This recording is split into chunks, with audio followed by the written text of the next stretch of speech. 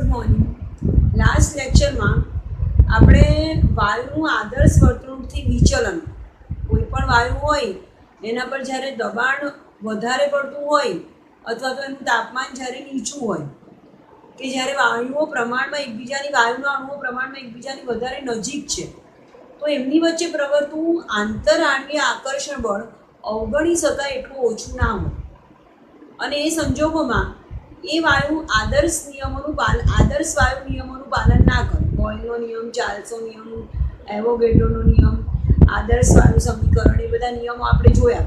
પણ વાયુ એ નિયમોનું જ્યારે પાલન કરે ત્યારે એ વાયુને આપણે આદર્શ વાયુ ગણીએ છીએ.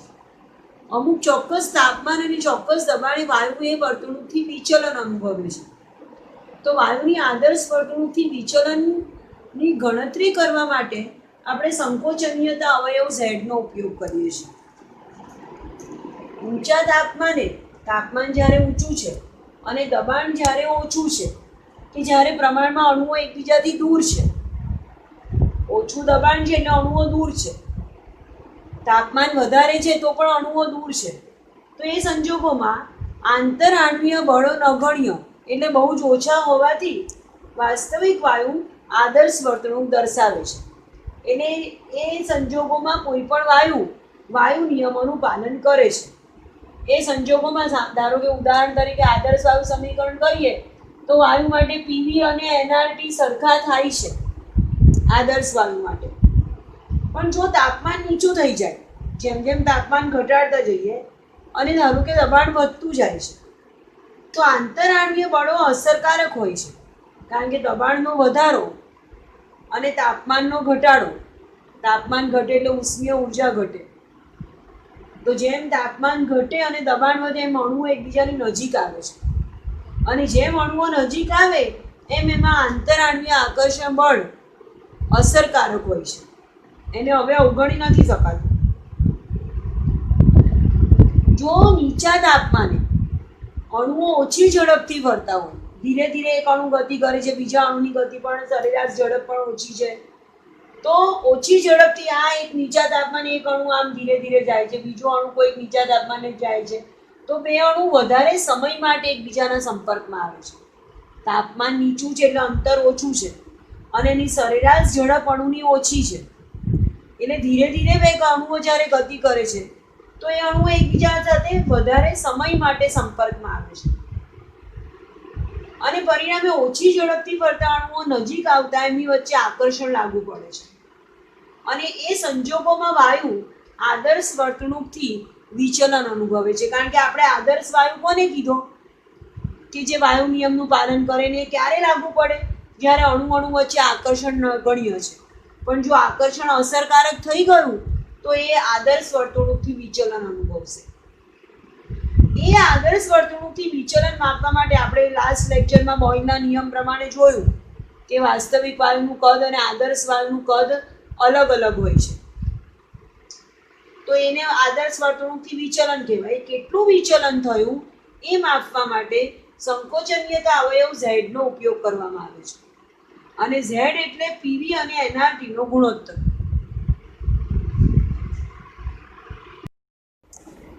આદર્શ વાયુ માટે કોઈ પણ તાપમાન હોય કે કોઈ પણ દબાણ હોય, એ આદર્શ વાયુ નિયમનું એટલે પીવી =NRT સામાન્ય વાયુ સમીકરણનું પાલન કરશે. એટલે આદર્શ વાયુ માટે કોઈ પણ તાપમાન અને દબાણે પીવી =NRT છે તો PV/NRT 1 થશે. એટલે આદર્શ વાયુ માટે કોઈ પણ તાપમાને અને દબાણે ઝેડ સંકોચનીયતા અવયવની વેલ્યુ એક જ મળશે. આદર્શ વાયુ માટે કોઈ પણ તાપમાને કોઈ પણ દબાણે P વિરુદ્ધ Z નો આલેખ દોરીએ, Z એટલે PV/NRT, તો દરેક દબાણે P વિરુદ્ધ Z નો આલેખ આદર્શ વાયુ માટે x અક્ષે સમાંતર સીધી રેખા જ મળશે આદર્શ વાયુ માટે. પણ બિન આદર્શ વાયુ માટે આ રેખાનું દર વખતે વાયુ પાલન નહીં કરે. બિન આદર્શ અથવા તો વાસ્તવિક વાયુ માટે Z ≠ 1. કોઈક તાપમાન અને કોઈક દબાણ એવું મળે કે જ્યારે Z 1 બને, પણ દરેક તાપમાને અને દરેક દબાણે Z ≠ 1. Z કાં તો >1 હોય એટલે આલેખ ઉપર આવે આવો, અને અથવા તો Z <1 હોય તો એ સંજોગોમાં આલેખ આવો મળે. મોટે ભાગે એવું અવલોકન કરવામાં આવ્યું છે કે જ્યારે દબાણ બહુ જ નીચું હોય, દબાણ નીચુંનો મતલબ શું, અણુ એકબીજા કરતાં દૂર છે, તો એ આદર્શ વર્તણૂકથી ઓછું વિચલન અનુભવે છે, કારણ કે એમની વચ્ચે આકર્ષણ નગણ્ય છે. તો ખૂબ નીચા દબાણે બધા જ વાયુનો ઝેડ એક મળે છે. દાખલા તરીકે આ ખૂબ નીચું દબાણ છે તો આ અહીંયા બધા જ વાયુનો ઝેડ એક મળે છે. જો બહુ ઊંચું દબાણ હોય તો અણુઓ જેમ દબાણ વધારે એમ અણુનું વાયુનું સંકોચન થવાનું, અણુઓ નજીક આવવાના, આકર્ષણ વધવાનું, તો આદર્શ વર્તણૂકથી વિચલન વધવાનું. તો ઊંચા દબાણે બધા જ વાયુનો ઝેડ ગ્રેટર ધેન 1. આ Z1 છે તો આની ઉપરનો આલેખ Z ગ્રેટર ધેન 1 નો છે અને એની નીચેનો આલેખ Z લેસ ધેન 1 નો છે. તો ઊંચા દબાણે બધા વાયુ માટે Z ગ્રેટર ધેન 1. અને મિડલમાં મધ્યવર્તી દબાણ હોય, બહુ ઊંચું પણ નથી ને બહુ નીચું પણ નથી, તો એ માટે મોટે ભાગે Z લેસ ધેન 1 છે. આ પોર્શન કે જ્યાં દબાણ બહુ નીચું પણ નથી અને દબાણ બહુ ઊંચું પણ નથી, તો Z લેસ ધેન 1 છે. ઝેડ વિરુદ્ધ પીનો જુદા જુદા વાયુઓ માટે આલેખ જોઈએ તો હાઇડ્રોજન વાયુનો આલેખ હાઇડ્રોજન વાયુ માટે કોઈ પણ દબાણે ઝેડ ગ્રેટર ધેન 1 જ મળે છે. ઝેડનું મૂલ્ય 1 કરતાં વધારે છે. આ આદર્શ વાયુનો આલેખ છે કે જ્યાં Z1 છે. આના કરતાં ઉપર આ ઝેડ ગ્રેટર ધેન 1 છે અને આ ઝેડ લેસ ધેન 1 છે. ઝેડ ગ્રેટર ધેન 1 જે વાયુ બતાવે એ આદર્શ વર્તણૂકથી ધન વિચલન અનુભવે છે એવું કહેવાય, અને જે વાયુઓ ઝેડ લેસ ધેન 1 બતાવે એ આદર્શ વર્તણૂકથી ઋણ વિચલન અનુભવે છે એવું કહેવાય. હાઇડ્રોજન વાયુનો આલેખ દોરીએ તો કોઈ પણ દબાણે ઝેડ ગ્રેટર ધેન 1 જ મળે છે. એવી જ રીતે નાઇટ્રોજન પણ એવો વાયુ છે કે દબાણના દરેક ગાળામાં નીચું દબાણ હોય, મધ્યમ દબાણ હોય કે ઊંચું દબાણ હોય, નાઇટ્રોજન વાયુ માટે પણ ઝેડ ગ્રેટર ધેન 1 મળે છે. એટલે આદર્શ વર્તણૂકથી આ બે વાયુ હંમેશા ધન વિચલન જ અનુભવે છે. ઓક્સિજન વાયુ માટે એવું છે કે દબાણના મધ્યમ ગાળામાં, એટલે આટલું દબાણ હોય મધ્યમ સુધી, બહુ ઊંચું નહીં, ત્યાં સુધી ઓક્સિજન વાયુ આદર્શ વર્તણૂકથી ઋણ વિચલન અનુભવે છે. એટલે આલેખ આવો નીચો મળે છે ઝેડ કરતાં, આદર્શ વાયુ કરતાં. અને ઊંચા દબાણે ઝેડ ગ્રેટર ધેન 1 મળે છે. એવી જ રીતે CH4 અને CO2 વાયુ પણ એવા છે કે મધ્યમ દબાણ સુધી, અમુક નીચા દબાણ સુધી Z લેસ ધેન 1 છે, એટલે આદર્શ વાયુથી ઋણ વિચલન અનુભવે છે. પણ એના કરતાં ઊંચા દબાણે આદર્શ વર્તણૂકથી ધન વિચલન અનુભવે છે. આપણે જોયું કે જ્યારે દબાણ ઊંચું હોય ત્યારે તો બધા જ વાયુ આદર્શ વર્તણૂકથી ધન વિચલન જ અનુભવશે. જ્યારે ખૂબ નીચું દબાણ છે, દાખલા તરીકે અહીંયા Z ઇક્વિવેલન્ટ ટુ 0 લઈ લઈએ છીએ, એપ્રોક્સિમેટ 0 ની નજીક, તો બધા જ વાયુ આદર્શ વર્તણૂકમાં અહીંયા આ બિંદુને અડકે છે, એટલે આદર્શ વર્તણૂક જ અનુભવે છે. અને જે દબાણનો મધ્યમ દબાણનો ગાળો છે એમાં મે બી કે Z ગ્રેટર ધેન પણ 1 હોઈ શકે, Z લેસ ધેન 1 પણ હોઈ શકે. પણ જ્યારે દબાણ નીચું છે અને તાપમાન ઊંચું છે, એટલે બેઝિકલી એવું સમજી શકો કે આંતરઆણ્વીય આકર્ષણ નગણ્ય છે, અણુઓ દૂર દૂર છે. તો જેમ દબાણ વધતું જાય અને તાપમાન વધતું જાય એમ વાયુ આદર્શ વર્તણૂક દર્શાવે. અણુઓ નજીક આવે તો આદર્શ વર્તણૂકથી વિચલન થાય, અણુઓ દૂર જાય તો વાયુ આદર્શ વર્તણૂક અનુભવે. પણ કયા વાયુ માટે કયા દબાણને નીચું ગણવું એ વાયુના સ્વભાવ અને તાપમાન પર આધાર રાખે છે.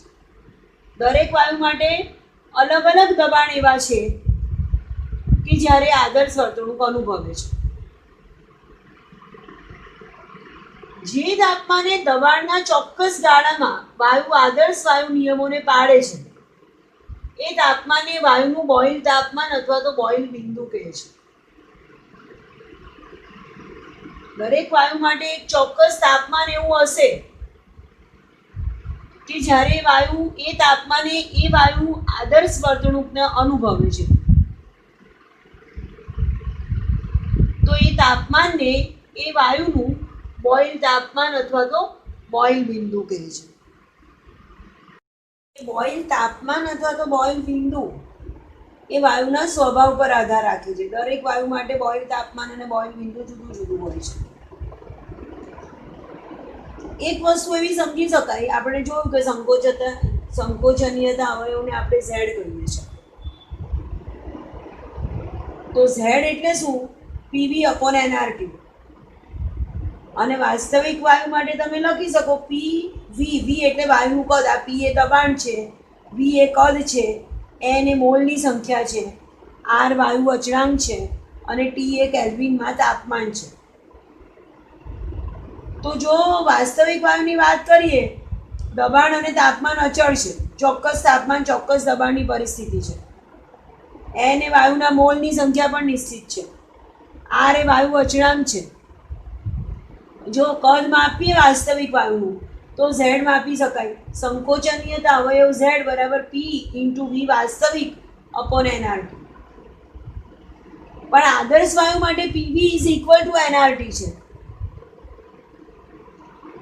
જો આદર્શ કદ હોય વાયુનું, વી આદર્શ છે, તો પીવી અને એનઆરટી સરખા થાય છે. તો વી આદર્શ is equal to NRT upon P. તો આ એનઆરટી અપોન પી ને જો વી આદર્શ તરીકે લખું તો મને મળે ઝેડ ઇઝ ઇક્વલ ટુ વી વાસ્તવિક વાયુ માટે માપેલું, વાસ્તવિક વાયુ માટે માપેલું કદ છેદમાં વી આદર્શ. વાસ્તવિક વાયુના કદ અને આદર્શ વાયુના કદના ગુણોત્તરને આપણે સંકોચનીયતા અવયવ ઝેડ તરીકે ગણતરીમાં લઈ શકીએ. ઝેડ કેવી રીતે ગણવાનો? તો વાસ્તવિક વાયુનું કદ અને આદર્શ વાયુના કદનો ગુણોત્તર, એને ઝેડ કહેવાય. હવે આપણી પાસે બે શક્યતા છે. જો ઝેડ ઇઝ ઇક્વલ ટુ 1 તો તમને ખબર છે કે આદર્શ વાયુ છે. તો એ સંજોગોમાં આદર્શ વાયુનું કદ અને વાસ્તવિક વાયુનું કદ સરખું જ હશે. આપણે જે બોઇલના નિયમનો જે આલેખ દોરીએ છીએ દબાણ વિરુદ્ધ કદનો, કે જે આદર્શ વાયુ માટે જેવો આલેખ મળવો જોઈએ વાસ્તવિક વાયુ માટે એવો જ આલેખ મળશે. ક્યારે? જે વાયુ માટે Z1 હોય ત્યારે. પણ જો Z ગ્રેટર ધેન 1 છે, આ Z સપોઝ ગ્રેટર ધેન 1 છે, તો હું કહી શકું કે આદર્શ વાયુનું કદ, આદર્શ વાયુને આ બાજુ લઈ જાઉં છું, તો આદર્શ વાયુનું કદ ઇઝ ગ્રેટર ધેન વાસ્તવિક વાયુનું કદ. ધન વિચલન અનુભવતા વાયુ માટે અથવા તો જે વાયુ માટે Z ગ્રેટર ધેન 1 છે એ વાયુ માટે V આદર્શ ઇઝ ગ્રેટર ધેન V વાસ્તવિક થશે. આ સમીકરણ, આ સૂત્રમાં કિંમત મૂકો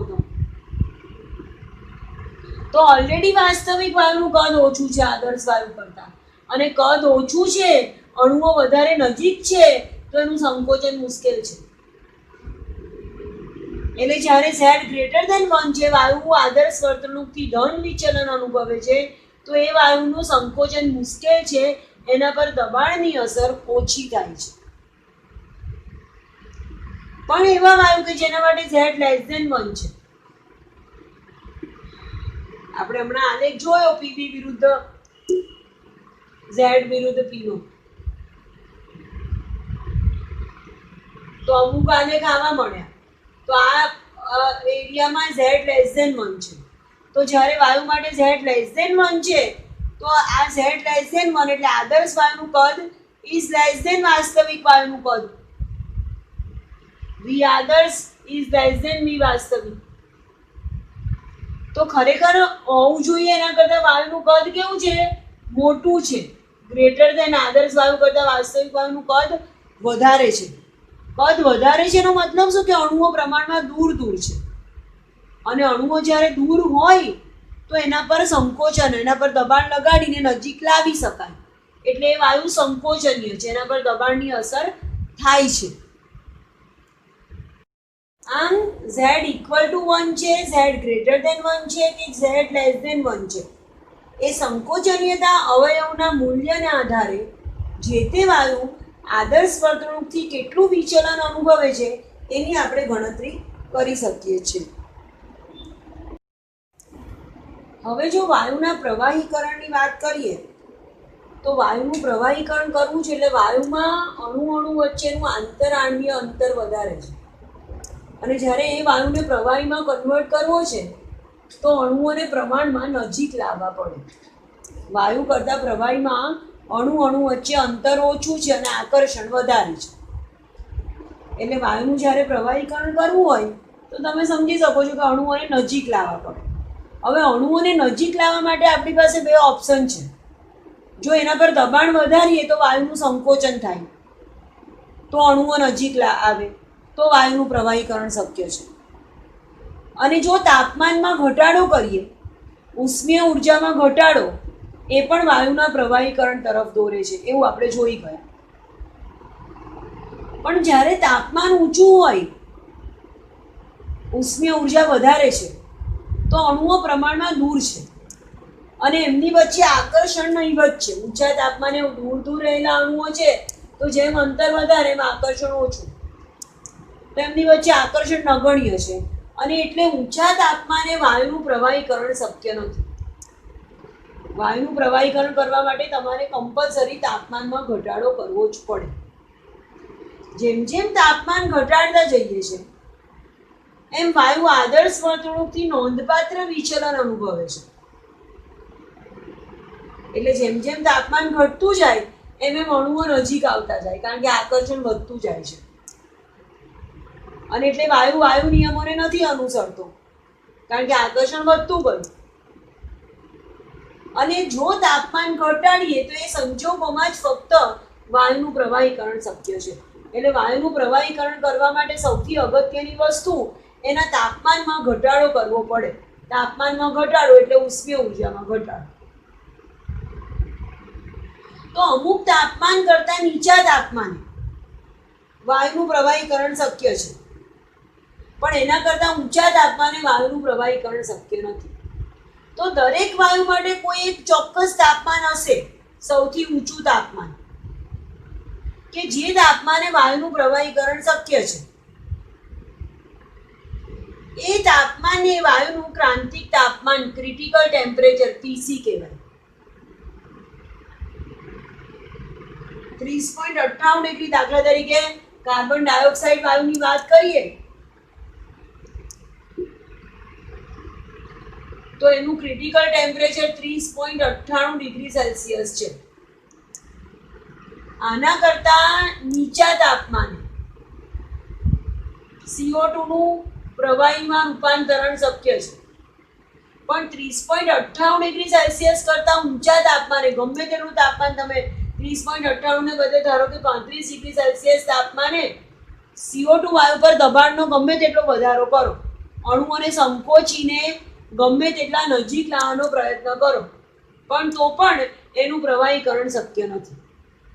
સૌથી ઊંચું તાપમાન કે જે તાપમાને વાયુનું પ્રવાહીકરણ શક્ય છે એને વાયુનું ક્રાંતિક તાપમાન કહેવાય. તો 30.58 ડિગ્રી સેલ્સિયસ તાપમાન એ CO2 વાયુનું ક્રાંતિક તાપમાન છે. ક્રાંતિક તાપમાન કરતાં ઊંચા તાપમાને વાયુનું પ્રવાહીકરણ શક્ય નથી. ભલે દબાણની કોઈ પણ પરિસ્થિતિ હોય, પણ આનાથી ઊંચા તાપમાને વાયુનું પ્રવાહીકરણ શક્ય નથી. આ CO2 વાયુ માટે દબાણ વિરુદ્ધ કદનો આલેખ દોર્યો છે. અમુક નીચું તાપમાન છે ધારો કે, તો નીચા તાપમાને આ જે પરિસ્થિતિ છે કદની અને દબાણની, જેમ જેમ વાયુનું દબાણ વધારતા જઈએ એમ એમ એનું કદ ઘટતું જાય, એટલે આવો આલેખ મળે. આ કન્ડિશનમાં એ પદાર્થ વાયુ સ્વરૂપે છે, CO2 વાયુ સ્વરૂપે છે અહીંયા. હવે જ્યારે અમુક આ સીધો આલેખ શું બતાવે છે કે દબાણ વધારવા છતાં કદમાં ફેરફાર નથી થતો. આ એના પ્રવાહીકરણની અવસ્થા બતાવે છે. આ એવો ગાળો છે કે જ્યારે વાયુનું પ્રવાહીમાં ધીરે ધીરે રૂપાંતરણ થાય છે. આ કન્ડિશનમાં એ વાયુના અણુઓ નજીક આવતા જાય છે અને પ્રવાહી બનતા જાય છે. અહીંયા એ વાયુ પ્રવાહી બની ગયો અને આ એ વાયુ પ્રવાહી અવસ્થામાં છે. આ એ વાયુ પ્રવાહી અવસ્થામાં છે. ધારો કે એના કરતાં ઊંચું તાપમાન, આ T1 કરતાં તાપમાન T2 છે, કે જ્યાં T1 કરતાં T2 ઊંચું તાપમાન છે. તો જેમ જેમ તાપમાન, આ T3 એના કરતાં ઊંચું તાપમાન છે, જેમ જેમ તાપમાન વધતું જાય છે એમ એમ આ પ્રવાહી વાયુનું, આ વાયુ છે આ પ્રવાહી છે અને આ એ ગાળો છે કે જ્યારે વાયુમાંથી પ્રવાહીમાં રૂપાંતરણ થાય છે. તો જેમ જેમ તાપમાન વધતું જાય છે એમ વાયુનું પ્રવાહીકરણનો ગાળો ઘટતો જાય છે. CO2 વાયુ માટે 30.98 ડિગ્રી સેલ્સિયસ, બધા વાયુ માટે આ ટેમ્પરેચર જુદું જુદું હોય, એ વાયુના સ્વભાવ પર આધાર રાખે. CO2 વાયુ માટે 30.98 ડિગ્રી સેલ્સિયસ એવું તાપમાન છે કે જ્યારે વાયુનું પ્રવાહીમાં રૂપાંતરણ થતા ખાલી એક બિંદુ જેટલો જ સડનલી વાયુનું પ્રવાહીકરણ થઈ જાય છે. આ વાયુ છે, આટલો જે આલેખ છે એ વાયુ સ્વરૂપે છે, CO2 વાયુ સ્વરૂપે છે. આ જે આલેખ છે એ CO2 પ્રવાહી સ્વરૂપે છે. અને આ એવી કન્ડિશન છે કે જ્યારે ઓન ધી સ્પોટ વાયુનું પ્રવાહીમાં રૂપાંતરણ થઈ જાય છે. અને 30.98 કરતા ઊંચું તાપમાન કે જ્યારે આ આખો વાયુ સ્વરૂપે જ છે આલેખ, વાયુનું પ્રવાહીકરણ શક્ય જ નથી. તો આ એવું મહત્તમ તાપમાન છે, 30.98 ડિગ્રી સેલ્સિયસ એવું મહત્તમ તાપમાન છે CO2 વાયુ માટે કે એના કરતા નીચા તાપમાને, આ બધા એના કરતા નીચા તાપમાન છે, એના કરતા નીચા તાપમાને વાયુનું પ્રવાહીકરણ શક્ય છે, પણ એના કરતા ઊંચા તાપમાને વાયુનું પ્રવાહીકરણ શક્ય નથી. તો આ તાપમાનને CO2 વાયુનું ક્રાંતિક તાપમાન TC કહેવાય. અને આ TC ક્રાંતિક તાપમાને એવું જે દબાણ હોય, આ દબાણ એને PC કહેવાય, ક્રિટિકલ પ્રેશર, ક્રાંતિક દબાણ. અને એ તાપમાને એનું જે કદ છે એને VC કહેવાય, ક્રિટિકલ વોલ્યુમ, ક્રાંતિક કદ. ક્રાંતિક તાપમાને વાયુનું જે દબાણ માપીએ છીએ એને ક્રાંતિક દબાણ PC કહેવાય, વાયુનું જે કદ માપીએ છીએ એને ક્રાંતિક કદ VC કહેવાય. અને PC, VC અને TC આ ત્રણેયને આપણે ક્રાંતિક અવસ્થા તરીકે ઓળખીએ છીએ, કે જે અલગ અલગ તાપમાન, દબાણ અને કદની કન્ડિશન બતાવે છે કે જ્યારે વાયુનું પ્રવાહીકરણ શક્ય છે કે નહીં. તો અત્યાર સુધી 5મા ચેપ્ટરમાં દ્રવ્યની અવસ્થાઓમાં આપણે વાયુ અવસ્થા વિશે વાત કરી. એમાં શરૂઆતમાં આપણે બોઇલ, ચાર્લ્સ, ગેલ્યુસેક, એવોગેડ્રો, સામાન્ય વાયુ સમીકરણ, સંયુક્ત વાયુ સમીકરણ, ડાલ્ટનનો આંશિક દબાણનો નિયમ, એ બધા વાયુ નિયમોની વાત કરી કે જો વાયુ આદર્શ વાયુ છે, આદર્શ વાયુમાં બે માન્યતાઓ સૌથી અગત્યની કે અણુ વચ્ચે અંતર વધારે હોવું જોઈએ અને આકર્ષણ નહીવત હોવું જોઈએ. તો જો વાયુ આદર્શ વાયુ છે તો એ બધા નિયમોનું પાલન કરતો હોવો જોઈએ. એમાં ખાસ કરીને PV = nRT, સામાન્ય વાયુ સમીકરણ. પણ આપણે ત્યાર પછી વાંડવાસ સમીકરણની ગણતરી કરી કે આપણે ખરેખર આદર્શ વાયુ માટે જે દબાણ માપીએ છીએ અને જે કદ માપીએ છીએ એ વાસ્તવિક કદ કરતાં થોડુંક ઓછું કે થોડુંક વધારે માપીએ છીએ. ખરેખર PV = nRT એ આદર્શ વાયુ સમીકરણને બદલે P + an² × V - NB = nRT સમીકરણ હોવું જોઈએ. એ વાંડવાસ સમીકરણનો આપણે અભ્યાસ કર્યો. ત્યાર પછી આપણે એવું જોયું કે વાસ્તવિક વાયુ, ખરેખર જે વાયુ છે એ વાસ્તવિક વાયુ છે, બિન આદર્શ વાયુ છે. કારણ કે દબાણની દરેક પરિસ્થિતિમાં અને દરેક તાપમાને કોઈ પણ વાયુ માટે વાયુ નિયમોનું પાલન કરવું શક્ય નથી. દરેક વાયુ ઊંચા તાપમાને અને નીચા દબાણે, કે જ્યારે અણુઓ દૂર છે, કે જ્યારે એમની વચ્ચે આકર્ષણ ઓછું છે, ફક્ત ત્યારે જ વાયુ નિયમોનું પાલન કરે છે. પણ જો એના પર દબાણ વધારવામાં આવે અને જો એનું તાપમાન ઘટાડવામાં આવે કે જેથી અણુઓ નજીક આવે છે, અને જેવા અણુઓ નજીક આવ્યા એવું એમની વચ્ચે આકર્ષણ બળ લાગુ પડે છે, અને અણુ વચ્ચે આંતરાણુય આકર્ષણ લાગુ પડ્યું એનો મતલબ કે એ વાયુ આદર્શ વર્તણૂકથી વિચલન અનુભવે છે. તો વાસ્તવિક વાયુ આદર્શ વર્તણૂકથી વિચલન આપણે જોયું કે બોયલના નિયમના આલેખમાં PV વિરુદ્ધ P નો આલેખ અને P વિરુદ્ધ V નો આલેખ, જે આલેખ ખરેખર મળવો જોઈએ એના કરતાં આલેખ થોડોક જુદો મળે છે. તો એનાથી આપણે સાબિત કર્યું કે વાસ્તવિક વાયુ આદર્શ વર્તણૂકથી વિચલન અનુભવે છે. ત્યાર પછી આજે આપણે કેટલું વિચલન થયું એ માપવા માટે સંકોચનીયતા અવયવ Z ની વાત કરી ઝેડ માપો એટલે ખબર પડે કે વાસ્તવિક વાયુ આદર્શ વર્તણૂકથી કેટલું વિચલન અનુભવે છે. અને ત્યાર પછી આપણે વાત કરી કે આદર્શ વાયુનું તો પ્રવાહીકરણ શક્ય જ નથી. આદર્શ વાયુ તો કહેવાય કોને કે જેમાં અણુ અણુ વચ્ચે આકર્ષણ જ નથી, અને આકર્ષણ જ નથી તો અણુઓ નજીક આવવા જ શક્ય નથી. તો આદર્શ વાયુનું તો પ્રવાહીકરણ શક્ય જ નથી. પણ જો ક્રાંતિક તાપમાન કરતાં નીચું તાપમાન લઈ જઈએ તો આદર્શ વાયુનું પ્રવાહીકરણ થઈ શકે. તો આપણે પીસી, બીસી અને ટીસીની આજે વાત કરી. અને અહીંયા આજે આપણે વાયુ નિયમોની વાત પૂરી કરી. વાયુની જે વર્તણૂક શીખવાની હતી વાયુ નિયમો સાથે, વાસ્તવિક વાયુ, આદર્શ વાયુ, એ વાયુ વિશેનો વાત આજે આપણે પૂરી કરીએ છીએ. નેક્સ્ટ લેક્ચરમાં આપણે પ્રવાહી વિશેની વાત કરીશું. દ્રવ્ય અવસ્થામાં આપણે વાયુ અને પ્રવાહી અવસ્થાઓ શીખવાની છે. તો નેક્સ્ટ લેક્ચરમાં આપણે પ્રવાહી વિશે વાત કરીશું. Thank you.